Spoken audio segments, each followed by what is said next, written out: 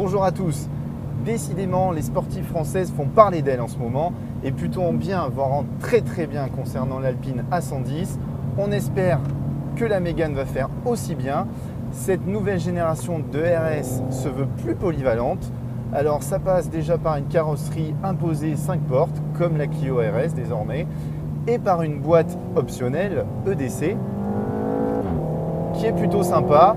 Vous avez vu, vous avez entendu surtout les déflagrations à chaque changement de rapport, un peu comme une boîte DSG chez le groupe Volkswagen. Alors elle est un petit peu moins bien ficelée quand même que la boîte DSG, mais c'est pas mal du tout. On a d'essayer quand même la boîte mécanique qui a été revue pour encaisser le couple supérieur de ce nouveau moteur 1,8 litre turbo que l'on connaît à bord de l'Alpine et d'un Espace, puisqu'il a été inauguré par le Renault Espace et puis ensuite sur l'Alpine en version 250 chevaux. Ici, il a une culasse spécifique qui lui permet de revendiquer 280 chevaux. Alors, ce moteur, vous l'entendez, il grogne bien, c'est beaucoup plus naturel qu'une 308 GTI. Maintenant, ce grognement provient surtout de l'admission qui est amplifiée vers les haut-parleurs.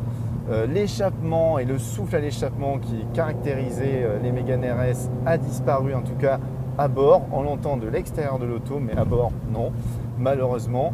Donc pour moi, ça manque un peu de naturel et surtout ça manque de caractère. C'est-à-dire qu'il est assez linéaire, trop linéaire, et il s'essouffle à haut régime. Donc voilà, par rapport à ce qui se fait dans le segment, par exemple une Focus RS, il est en dessous.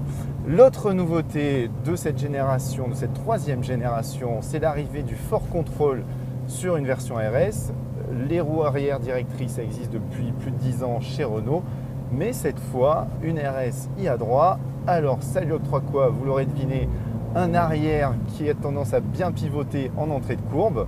Le problème, c'est que le train avant sur cette version de base ne suit pas cette cadence. Ça mérite le châssis Cup que nous n'avons pas encore essayé, qui dispose aussi d'un autobloquant et donc d'une meilleure motricité qui manque ici en milieu de courbe, en sortie. On aimerait avoir du blocage que l'on n'a pas et une suspension un peu plus ferme et un train avant plus mordant. Mais les amateurs de piste ont tout intérêt à attendre la fin d'année puisque Renault Sport prévoit la sortie d'une version Trophy portée à 300 chevaux et radicalisée.